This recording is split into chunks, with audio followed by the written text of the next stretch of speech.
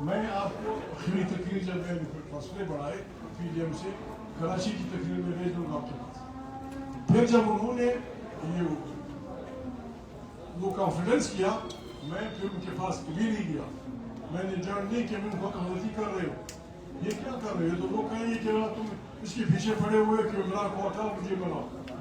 نہ پہلے ہمارا ایجنڈا یہ تھا نہ ہمارا ایجنڈا یہ ہے. آئین کے تحفظ کی بات ہم اس وقت بھی کر رہے تھے. عمران خان جب پہلی دفعہ آیا اس کی ایک سیٹ تھی. پھر جب حکومتوں نے بگا دیا بی بی کو نواز شریف کو, وہ پھر ہم نے کوشش کی لندن میں ایک کانفرنس بلانے کی, اس میں عمران خان ہمارے ساتھ تھا. 36 پارٹیاں ہم بیٹھے, 36 لندن میں, بشمول نواز شریف بشمول فلانا. بدقسمتی سے وہاں غلطی ہو گئی, این آر او جو بھی ہے. اس کے بعد جب ہم آئے ہم نے اس الیکشن کا بائیکاٹ کیا جو اس معاہدے کی اسپرٹ کے خلاف تھا. پی ڈی ایم کی جو لندن والی اس میں تھی, اس میں ہمارا پہلا نقطہ یہ تھا کہ ہم کسی صورت ایسے انتخابات میں نہیں جائیں گے جس میں مشرف وردی میں ہوگا.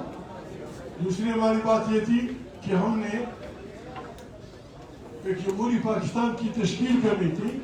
میں بار بار ان سے ڈرتا بھی تھا کہ ہمیں یہ گارنٹی بھی دے دو کہ جو ایور گرین پالیٹیشین ہے پاکستان کے, سندھ میں بھی ہے, ملوچوں میں بھی ہے, پنجابی میں بھی ہے, سرائکی میں بھی ہے, جو قائد اعظم کو چھوڑیے انگریز کے وقت سے لے کر اب تک ہر اقتدار میں رہے کہ بھائی ان پہ پابندی نہیں, آپ نے ہمیں گارنٹی دینی ہوگی کہ ہم ان پارٹیوں میں نہیں لیں گے.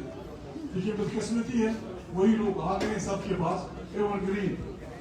میری تو اس وقت بھی تجویز تھی, میں پورا طرح نہیں بول سکا, میرا ابھی یہ تجویز ہے یہ جو ایور گرین پالیٹیشین ہے ان کے تو بالکل خاندانوں پہ 7 پشت تک پابندی لگانی چاہیے, جن کے متعلق محمد علی جناح نے خود کہا. محترم قائد اعظم محمد علی جناح نے اپنے اقتدار کے پہلے دنوں میں کہا کہ میرے جیب میں سارے سکے کوٹے فیک کوائنز, جن کو انہوں نے فیک کوائنز کہا تھا وہ ابھی تک حکمرانی کر رہے ہیں. اسی لیے مارکیٹ خراب ہو رہا ہے. ہم اس میں کھوٹے سکے چلا رہے ہیں, کام والے سکے چلاؤ تو پاکستان چل جائے گا. Thank you. اچھا صاحب یہاں سے سر کیا آپ سمجھتے ہیں کہ 2018 میں بھی عمران خان کو مقتدر حلقوں نے حکومت دی تھی اور وہ کسی سہارے کے بنا پر. سر میں یہ سوال پوچھ رہی ہوں کہ کیا آپ سمجھتے ہیں کہ 2018 میں عمران خان کو مقتدر حلقوں نے وزیر اعظم بنایا تھا یا وہ کسی سہارے کے وجہ سے اس ٹائم پہ وزیر اعظم بنے تھے؟ بات یہ ہے میں نہیں کہہ سکا.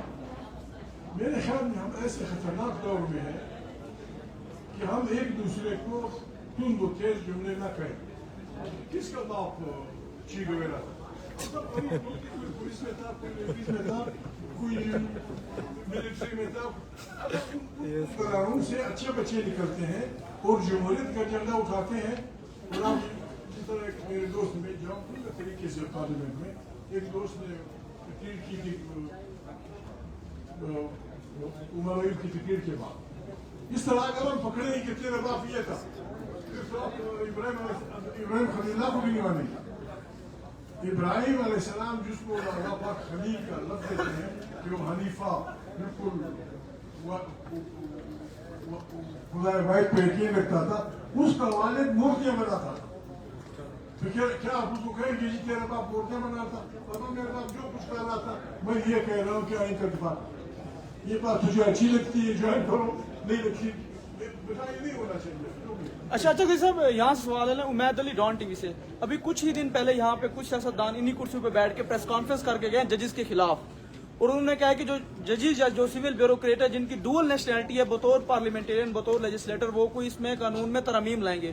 تو کیا آپ بھی ان سیاسی جماعتوں کے جو اس آدمی سے ایک بات کہہ دو, میں احتیاط کرتا ہوں, اس آدمی سے ایک بات کہہ دو کہ کم سے کم میں جانتا ہوں اس وقت پاکستان کی پارلیمانوں میں ایسے 4 یا 5 افراد 8 لوگوں کی سپورٹ سے منتخب ہو کے آئے ہیں جو ڈوئل نیشنل. سر پارلیمنٹرینز کی بات نہیں ہو رہی, ڈوئل نیشنل ہے, میں نام نہیں لیتا. میں اگر چلا جاؤں عدالت दो तीन जो बड़ी सीट हो जाएगी। अच्छा तो सब पार्लियामेंटेरियंस की बात नहीं हो रही, बात जजेस की और जो सिविल ब्यूरोक्रेट्स हैं उनकी हो रही है। क्या उनके खिलाफ भी आप कोई कानून लाएंगे, तरमीम लाएंगे इसमें?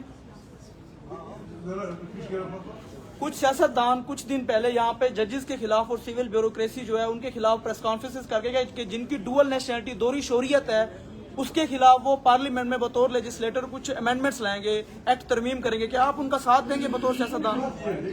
जो आप बात कर रहे हैं ये डुअल नेशनलिटी की हमारे पास पाकिस्तान के तकरीबन जिनकी डुअल नेशनलिटी इंग्लैंड और पाकिस्तान ये तकरीबन 12 लाख से ऊपर है। कनाडा पाकिस्तान ये तकरीबन 6-8 लाख से ऊपर है। तुर्की पाकिस्तान, ये जर्मनी पाकिस्तान ये भी 6 लाख से ऊपर है।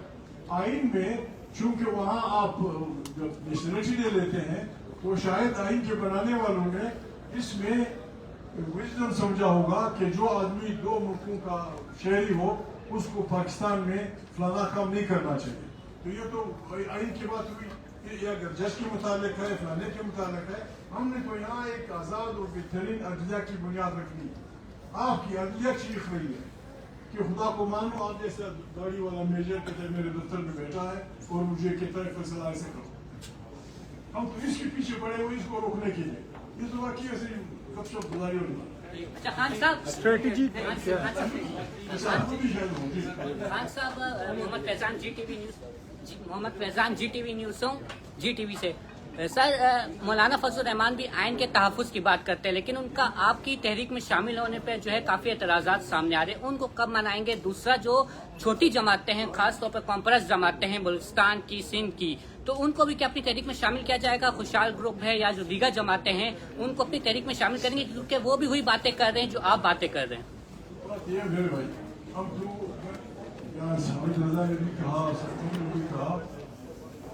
हम ये समझते हैं कि जितनी जल्दी हम आइन की बालादस्ती कायम करेंगे हमारे मुल्क की बीमारियां कम हो जाएंगी। फजल रहमान साहब अगर इस सोच के हामी हैं तेरे गुम्बों में घी शक्कर, जमात इस्लामी का अमीर अगर स्पीकर का है आप लोगों में घी शक्कर, पीपल पार्टी, नवाज लीग जो भी है, हम किसी को कहाँ करेंगे, हम किसी को छोड़ेंगे नहीं। बात ये बात सब लोग सुन रहे हैं। अभी आपकी दुआओं की बरकत है मौलाना, आपकी दुआओं की बरकत है, इन बहनों की दुआओं की बरकत है कि तारीख इंसाफ जिन्हें के इस्लाम में बहुत बड़े फासले थे वो नजदीक आ रहे थे। पाकिस्तान के इलेक्शन में मौलाना फजल रहमान की पार्टी ने तारीख इंसाफ के उम्मीदवार का साथ दिया था। ये बिल्कुल अनहोनी वाली बात है। तो बात बदल रहे हैं, हम दुआ करें इंशाल्लाह काम हो जाएगा।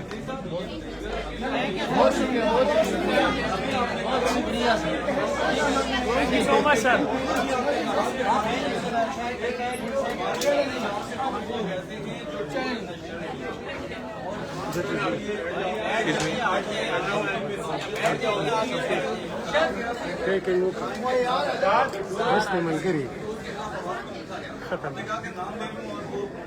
मतलब ये